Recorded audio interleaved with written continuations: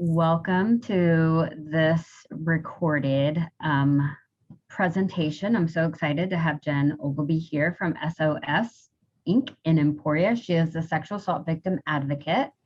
And this is Consent 101. So again, so excited. And remember, we probably have trigger warnings in here. So please take care of yourself as you're watching this video. And if you have any questions, you can send them to me or you can send them to Jen, because I think I'm gonna put your information in the description also. So if they did have a question or needed some help, they can go directly to you. Is that all right? Perfect. Okay. So thank you for doing this for us and being here to share consent information, because I think it's so important. And April is Sexual Assault Awareness Month. And you guys just did a fantastic Take Back the Night last week, all virtual. So it was pretty amazing. So great job. I'm going to go ahead and mute myself and let you take over. Perfect. Well, first, thank you for having me. Consent is one of my favorite topics on the planet, so I always enjoy getting on my soapbox. And I'm so glad you like Take Back the Night. Everyone has responded very positively to the virtual format. So next year, I'm thinking maybe we can find a hybrid. So hybrid half in person, we'll see. But yeah, I'm so glad you enjoyed. My name is Jen Ogleby, and I am the sexual assault victim advocate at SOS. I have been in this position since July of 2020, and I hope to be here for many more years to come. This presentation is Coercion is Not Consent, because coercion is not consent. Now, this video does contain information that will be difficult to view or discuss. This video also contains material pertaining to sex and consent that's of a graphic nature. Please feel free to pause the video and perform self-care if needed. Just a quick little bit about SOS first. SOS is a nonprofit that serves 6 counties in Kansas: Lyon, Coffee, Morris, Greenwood, Osage, and Chase. We provide services to victims of domestic violence, sexual violence, human trafficking, and stalking. Our advocacy services have been provided to the Emporia community since 1976, and advocates began providing service to ESU in 1983. There are a variety of other services that are provided under our SOS umbrella that include the Child Advocacy Center, the Child Visitation and Exchange Center, and our CASA program. So first, what is consent? Sexual consent is an agreement to participate in sexual activity. Before being sexual with someone, you need to know if they want to be sexual with you too. So it's important to be honest with your partner about what you do want and what you don't want. Consenting and asking for consent are all about setting your personal boundaries and respecting those of your partner and checking in if things aren't clear. Both people must agree to sex every single time for it to be consensual. Without consent, sexual activity, including oral, genital touching, and vaginal or anal penetration, is sexual assault or rape. So I like the phrase. Consent, it's freely given, reversible, informed, enthusiastic, and specific. I mean, honestly, I could not have said it better myself. So thank you, Planned Parenthood. And I've got just a couple of videos that go into more detail about consent. And honestly, they're just kind of cute. So, and I enjoy them. So I will go ahead and start the T consent.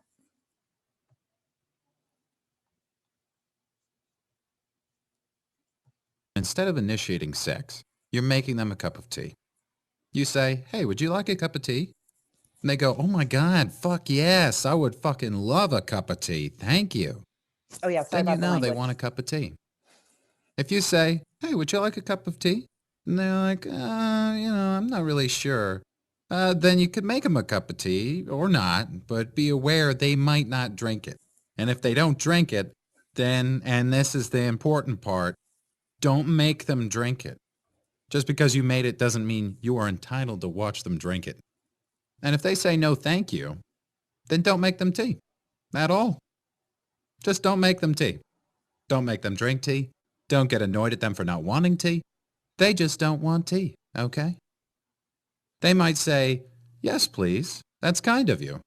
And then when the tea arrives, they actually don't want the tea at all. Sure, that's kind of annoying as you've gone to all the effort of making the tea. but they remain under no obligation to drink the tea. They did want tea, now they don't. Some people change their mind in the time that it takes to boil the kettle, brew the tea, and add the milk. And it's okay for people to change their mind. And you are still not entitled to watch them drink it. And if they're unconscious, don't make them tea. Unconscious people don't want tea. And they can't answer the question, do you want tea? Because they're unconscious. Okay, maybe they were conscious when you asked them if they wanted tea. And they said yes. But in the time it took you to boil the kettle, brew the tea, and add the milk, they are now unconscious. You should just put the tea down. Make sure the unconscious person is safe. And this is the important part again. Don't make them drink the tea. They said yes then, sure, but unconscious people don't want tea. If someone said yes to tea, started drinking it, and then passed out before they'd finished it, don't keep on pouring it down their throat. Take the tea away. Make sure they're safe, because unconscious people don't want tea. Trust me on this. If someone said yes to tea around your house last Saturday, that doesn't mean they want you to make them tea all the time. They don't want you to come around to their place unexpectedly and make them tea and force them to drink it going, but you wanted tea last week. Or to wake up to find you pouring tea down their throat going, but you wanted tea last night. If you can understand how completely ludicrous it is to force people to have tea when they don't want tea, and you're able to understand when people don't want tea, then how hard is it to understand it when it comes to sex? Whether it's tea or sex, consent is everything. And on that note, I'm going to go make myself a cup of tea. So it's just kind of cute and kitschy. And I really love that they're stick figures because I have no real artistic ability. So I appreciate their honesty with the stick figures. Yes, that's one of my favorite videos, by the way. Last week, this other one, Understanding Consent, was not working for me at Linden High. So we're just going to go ahead and skip that one. So I apologize. Consent is a pretty You're simple still concept. struggling with consent. Say you Just want to imagine make plans instead with of a friend. initiating sex, you're making them a cup of tea. You say, hey, would you like a cup of tea? Okay. Sorry about that, Jennifer. There we go. So why is consent education important? Teaching consent is an important part of educating others about sexual health. It's a fundamental concept that can be taught at any age. It lets the students know that their voice matters and that they have choices. They'll also learn to respect the choices of others as they understand the concept of consent. I introduced the concept of consent to my kids when they were young, and right now one of them's still very young, he's 4, by always asking, can I give you a hug? Can I give you a kiss? Instead of just grabbing on him because he's so cute and I just want to squeeze him, but I always ask if I can squeeze him first. And now he knows that he gets to tell people, no, you don't get to touch me. So that's just one way of introducing it when they're very small. Less than a third of people were taught about healthy or unhealthy relationships, sexual assault, or consent in middle and high school. My middle school completely blew over that part. Out of all of the consent and sexual assault related topics, people were most likely to have been taught how to say no in both middle and high school, and least likely to have been taught how to ask for consent in both middle and high school.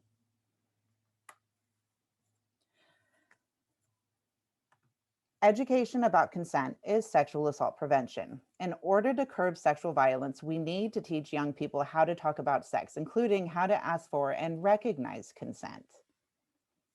And I really appreciate all of the wonderful information that Planned Parenthood has put out. I went ahead and borrowed all of it because they're just saying it much better than I ever could. So thank you, Planned Parenthood. So why should sexual assault be prevented? PTSD from sexual assault is a double punishment. Your body was violated and then your mind won't let you heal or forget. It will always be there in some form. Victims of sexual violence are more likely to experience depression, anxiety, PTSD, and eating disorders. We are now going to watch this other little video from Amaze. They're a really fun group with lots of informational videos. What is sexual assault?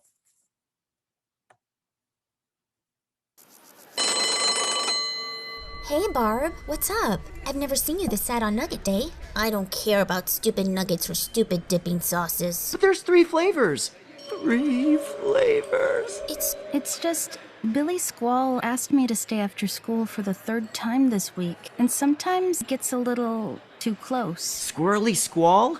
That guy's a total perv. Wait, Are you saying that Billy Squall, Are you worried he might sexually assault you? Sarah! Shh! Can't we talk about dipping sauces? I know it's uncomfortable to talk about this stuff, but it's really important. My sister's a social worker, and she told me all about sexual assault. Basically, sexual assault is when someone does something sexual to another person without getting their permission first. That can include anything from touching someone's genitals, breast, or butt, inserting something into any of their body parts, or showing them something sexual when they haven't given their explicit consent. Explicit consent? Explicit consent is a clear, voluntary agreement to do something, in this case, something sexual. A shrug or silence doesn't count, and you can't give consent if you're feeling threatened or if you're drunk or high. If you consent to one thing, it doesn't mean you consent to everything, and you can take it back at any time you change your mind. Okay, but what do I do about Billy Squall? If he assaults you in any way, first remember that it's not your fault. No matter who you were with, how you were dressed, or what you were doing, you have nothing to feel guilty about, period. If anyone ever rapes you or hurts you in any way, get to a hospital fast. Tell them what happened, and they can help you take the steps to prevent illness or pregnancy and get you to the additional support you'll need. Most importantly, you should tell someone you trust, like your mom or a school counselor. You can tell them face to face, over text, on the phone, or however you're most comfortable. Talking to us was a good start. Ugh, I'm freaking out. Me too. It's normal to feel weird or scared about speaking up, especially if you know the abuser. But it's brave to talk about sexual assault or any unwanted sexual behavior that makes you feel uncomfortable. You'll be protecting yourself and other people too. Thanks, Sarah. I think I better go talk to the counselor. We're here for you, Barb, no matter what.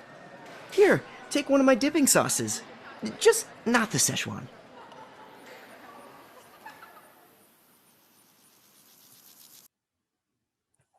Something they touched on that is one of my favorite parts of consent regarding enthusiasm. We want to make sure it is very, very, very clear that everyone is not just on board, but very happy to do so and be on board. And also, if your partner is like, well, I don't know, does it sound like you both will be having fun in that experience? No, it sounds like only one of you will be having fun in that experience, but we want everyone to have fun and enjoy it. So enthusiasm, enthusiasm, enthusiasm.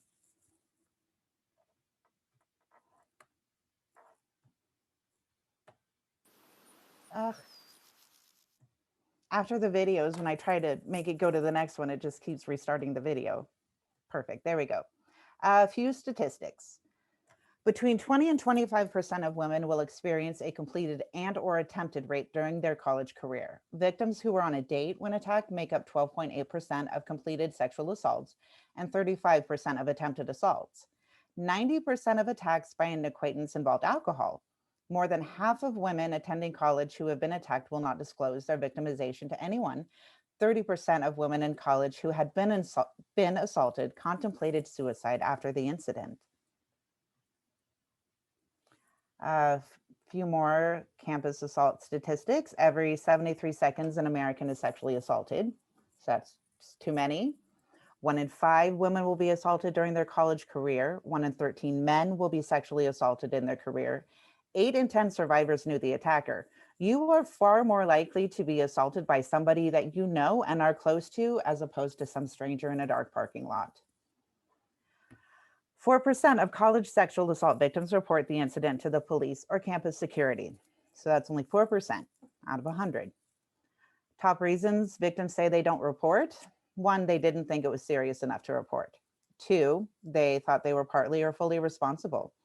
3, thought it was unclear that a crime had happened. 4, did not want anyone to know. 5, did not have proof. And 6, thought the police would not take it seriously. Number 3 stands out to me because from my own experience, I didn't know I had been raped. I consented. I remember consenting. I don't remember anything else except being woken up afterwards.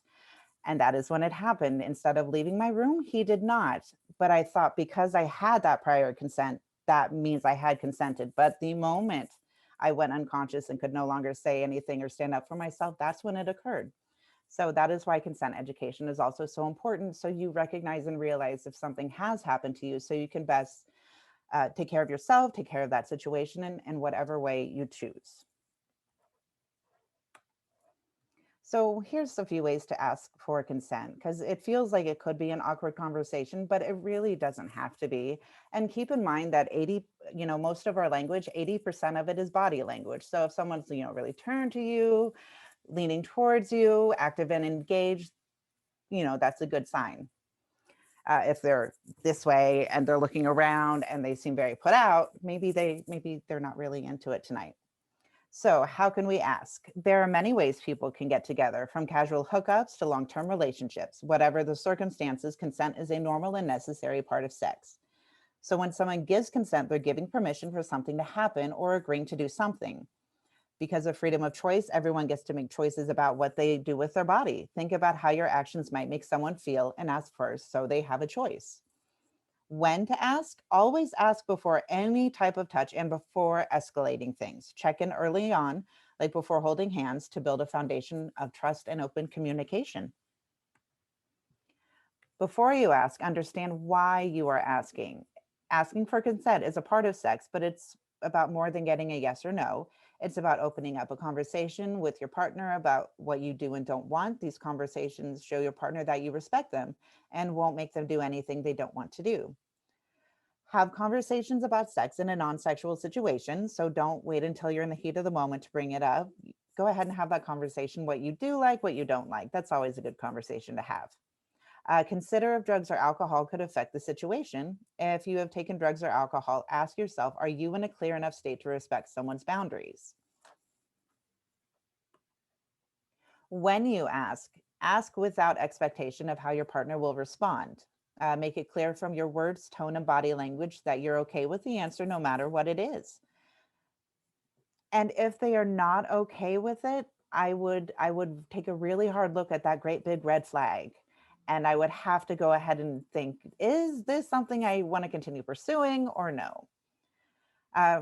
If you're not sure, play it safe.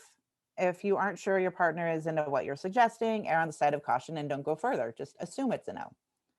Instead, ask what they do want to do or suggest another activity. You can say, you don't sound so sure. Why don't we just watch TV instead?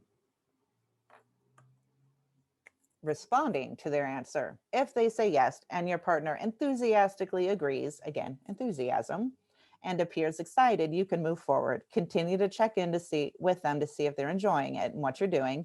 And it's okay to say, what do you want me to do next? How does that feel? Communication is always key in intimacy.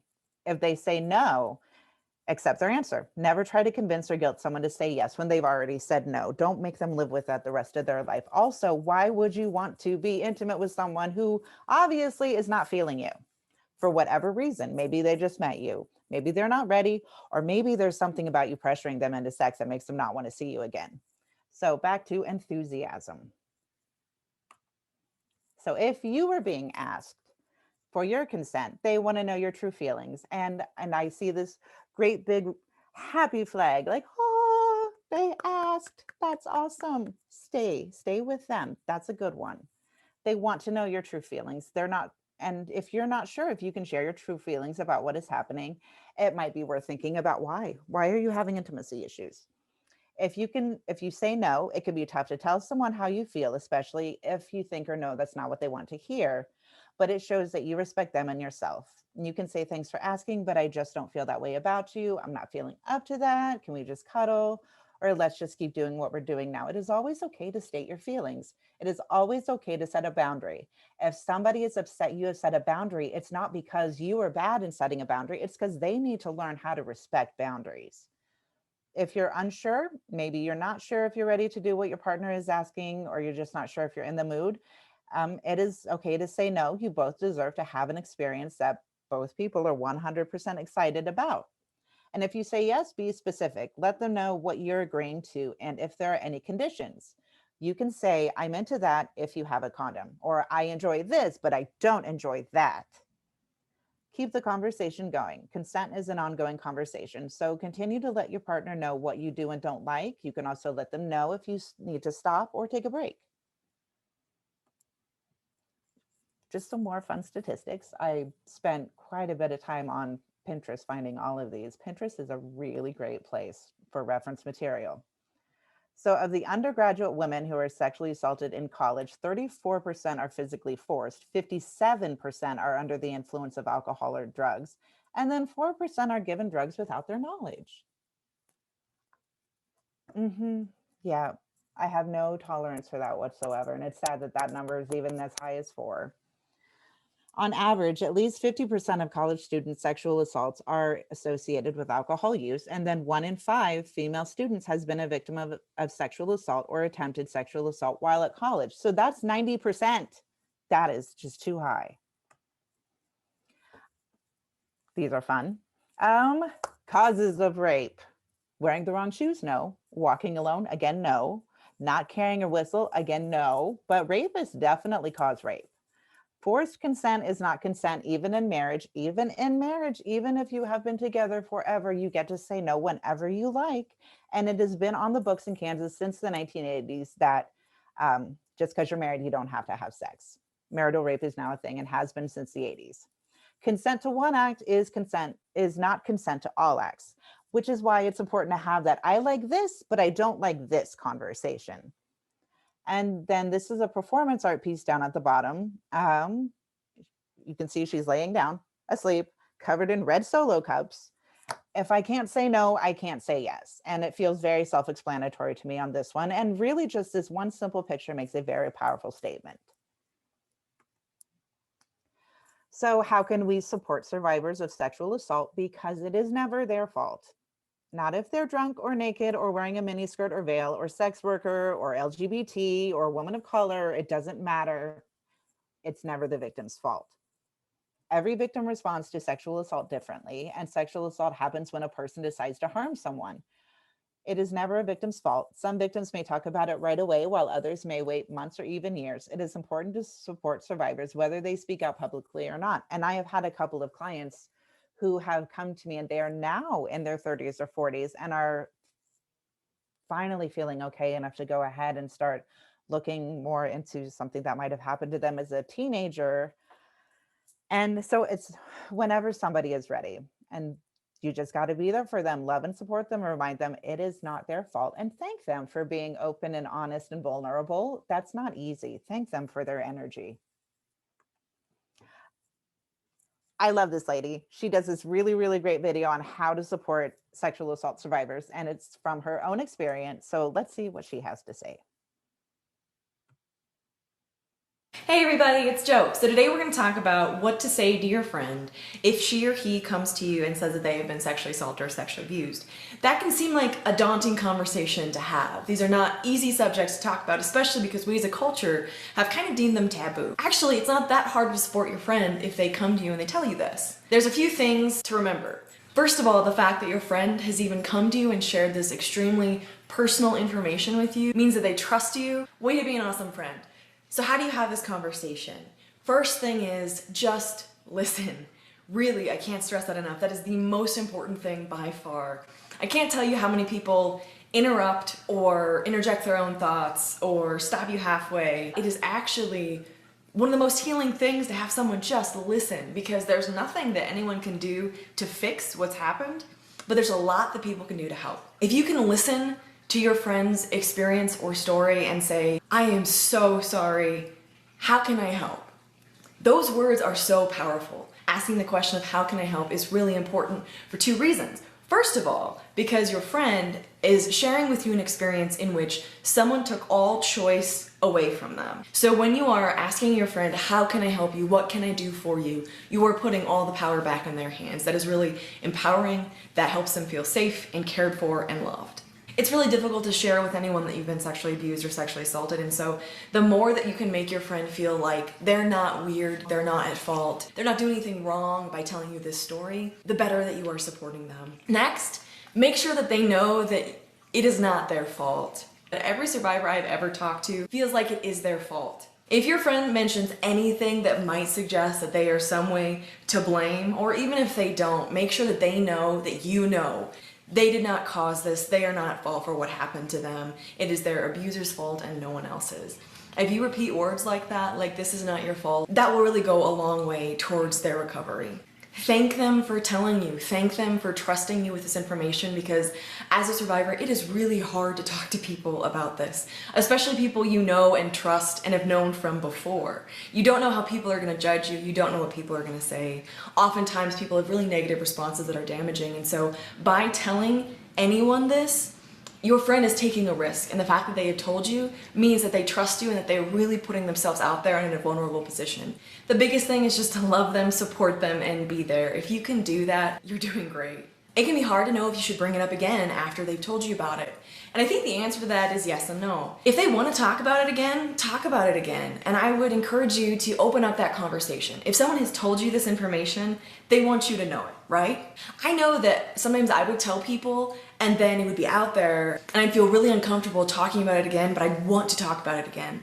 And when friends would ask me, hey, how are you doing really? How's your recovery going? Or how's counseling going? Or just asking me a question about it, it opened the door. So if I wanted to talk about it, I could. If I didn't want to, I didn't have to. If you can open up that conversation so that your friend knows that you haven't forgotten about it, that you do care, that's a great way to support them. Never make them talk about it, but let them know that you're not afraid to, that you're not afraid to listen, and that you're not afraid to be there for them. Still treat them like normal people. They're still normal people, but they are going through something that is extremely difficult and they do need your help. Still invite them to coffee. Still invite them to go do things. Know that they might flake out. Know that they might be different. Know that they might have weird reactions to things, and that's okay. I cannot tell you how far the support of people around goes towards saving your friend's life. In my experience, it was the people who were closest to me, who stuck around, who listened, and who were consistently there, who legitimately saved my life. Thank you so much for caring about your friend. Thank you for caring to educate yourself further on how to best support them and listen to them. That is truly amazing, and you're a great friend for doing that. Thank you guys so much for watching. I'm Jo Beckwith. This is Sophie. If you're interested in seeing more videos like this, please subscribe to my channel, and I look forward to seeing you next time. Here come the shepherds. What she says about friends is really the nail on the head. Like, it was my friends that got me through. I had a wonderful support system, and we are still friends, and I'm still so grateful for them. If you know of somebody who has had an experience, is wondering if they've had an experience they're not feeling very comfortable with, and sort of want to, talk it out, that's what advocates at SOS are here for. You can reach us on the helpline 24 hours a day, 1-800-825-1295. So for any reason anyone feels off or just has a question, please don't hesitate to reach out for an advocate. This is what we do. This is what we're here to do. And I love that I get to do it. So thank you so much for letting me get on my soapbox about consent. They have been sexually assaulted. Thank you. That was great. So I love that play it safe, but one of my questions is, do you find that because consent is probably something that has not been, is new, right? It's kind of a new concept that we're teaching our boys and girls, this idea of consent. And also our younger littles, like, what does consent mean? Because sometimes when we're talking about consent, we kind of get this idea that it's just maybe the girl's responsibility to either give consent or not consent. And so we don't always teach that opposite side. So do you find that when you're working with, like, let's say high schoolers, that it is a difficult concept for them to grab onto, or that they are ready to kind of understand that concept of consent? I love that you're asking that, because I was just in a high school last week, and they wanted this knowledge. They wanted this education. These were things that they had never heard before. So I hope I get to go back and discuss it some more with them. And there was no argument. There was no pushback from the students anyway. There was like, okay, that's what it is. And I told them, if you don't know, then you don't know. It's okay to Right. not know. It's when you know and you do the other, that's when it's not okay. But if you don't Right. know, it's okay. But they really did want this information. They wanted to know, and they want to be able to do the right thing. Good. I'm glad to hear that. And that was both male and female. Everyone participated. Do you find that educating older people in the community is so we're looking at younger students that are like wanting this information, but if we look at older community members, how do they respond to the idea of consent? For the most part, very positively. There will be some who need to shift their brain just a little bit, or the language they use when they say, well, why did you drink so much? Or, well, what were you wearing? They're not meaning to victim blame. That is just how they've been raised, and that is an actual legitimate question. And so sometimes it's a little hard to switch that one around, but I do believe over time, then, it will be. But at first there's some hesitation. How do you see the Me Too movement helping or not helping when it comes to educating about sexual assault? I think it is helped by blowing the lid off of how often it happens, that it happens in every sector of life, that it can happen to anyone. I mean, God bless Terry Crews for coming out about his own assault, because he is like the epitome of male masculinity. And I'm so glad that he came forward. But on the other side of that, then I get things like, well, I guess we just need to tell our boys not to have intercourse. No, that's not what we're saying at all. So there is some of that. Instead of listening, they've just completely missed the point and think we're trying to demonize people, which we are not. We're just saying, Right. Here's how we can do it, and everyone has fun. Yeah.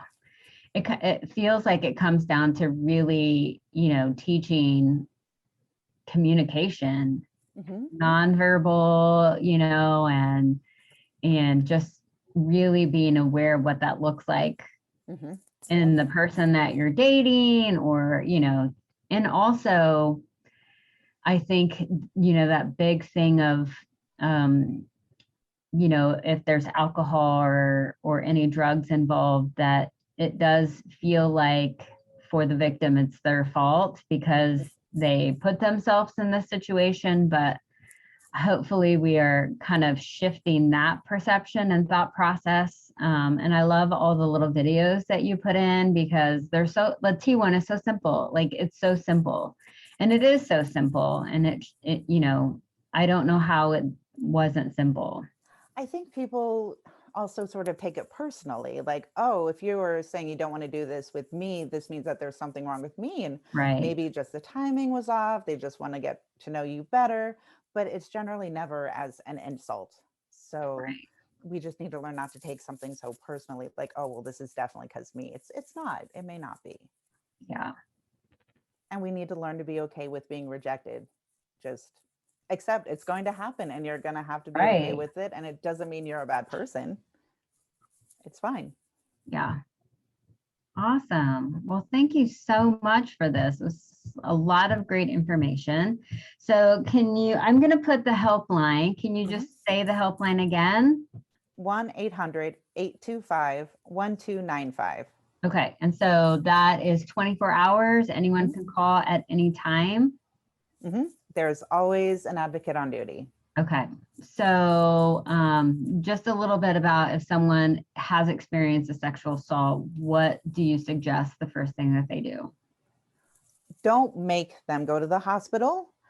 Give them the option of going to the hospital. Encourage them to go to the hospital. Do not make them, because they just had a great big choice taken away.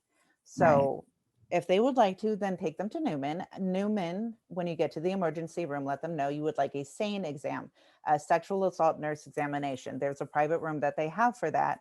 And they will then reach out to SOS, and an advocate can come and be with you. Okay. So would that be the same no matter where a student is? Because we serve students all across Kansas and in Oklahoma. So somebody might be watching this. Would it be the same? They just go to their local. Do all hospitals have a SANE nurse? Not all hospitals have a SANE nurse, but the KBI has put the kits together in such a way that anyone with like a basic knowledge of biology should be able to perform the exam. So they should be able, and everyone's supposed to have a kit in their hospital. So you should be able to have one then and there. Most hospitals do have something set up with the local DD agency. So there should be an advocate there as well. Okay. So if someone gets a rape kit, do the police need to be called? The police will stop by and at least take some questioning. Okay. If you don't want to press charges, the person doesn't have to press charges. However, the prosecution may go ahead and decide that they want to, depending on the egregiousness of the crime. Long interviews are no longer done the day of. We now know, thanks to being more trauma informed, that it's better to wait 2 to 3 sleep cycles.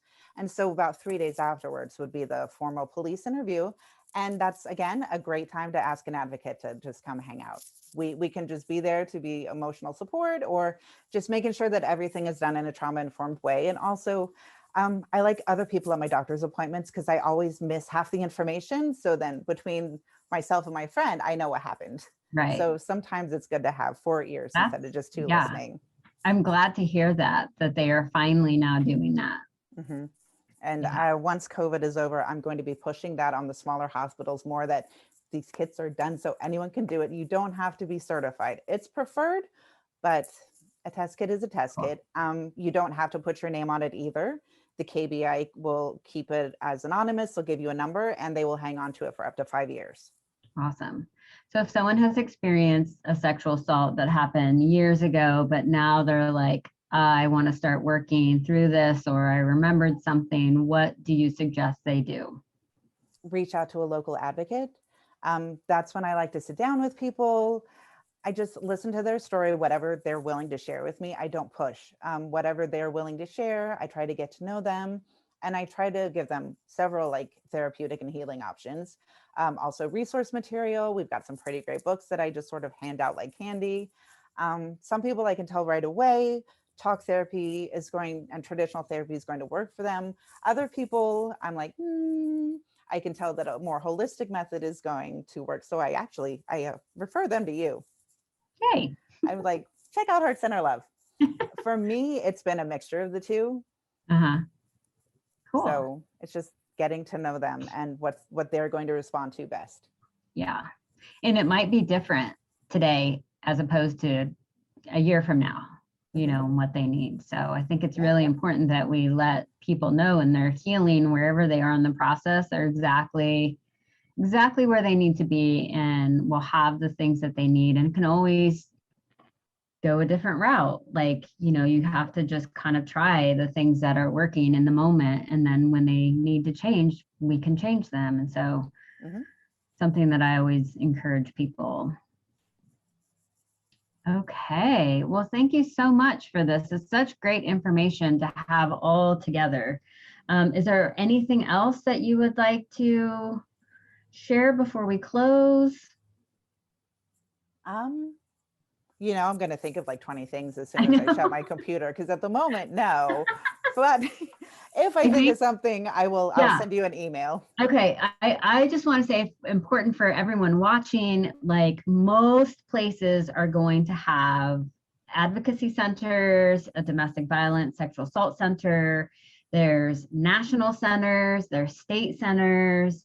So there is information, and I'll try to find all those to post them underneath here in case you are in a tiny town and there is not, or when you're in a tiny town, talking to somebody might be a little bit more difficult because you don't want everyone to know. There are other places that you can go to get information or just to talk to someone. So we'll make sure that we add that in here because it's such important information to have, because we're always dealing with this issue, always. There's not a time in our lives when we are not having to give consent or dealing with those types of relationships or being at risk to being a victim or any of those things. And so like you said, it happens to everyone in all different socioeconomic. It does not discriminate. Yes. And unfortunately, we have to kind of put our, have all that information to arm ourselves in every, as we move forward in our lives. So it's not just for our high schoolers or our young students, but it's for everyone to know. Okay. Consent is ongoing. Ongoing. And it's great to, really start the students young with just the things that you said, can I get a hug? Can I get a kiss? You don't have to kiss grandma all the time. You don't have to Mhm. kiss, Aunt Jean every time you see her. So we Yep. have to be really aware of those things. So And again, it is always okay to set a boundary. If it is not well received, it's not because you did something wrong. It's because the other person needs to learn how to respect boundaries. That is their issue, not yours. Good for you. right. So their issue, not yours. And you don't owe anyone an explanation. There you go. Okay. I don't think I have any other questions. Thank you so much for this. I really Thanks for having appreciate me. it. Yes. Sorry for the Okay. technical difficulties. No problem. All right. Thank you Thank so you. much, Jen. Bye. Bye.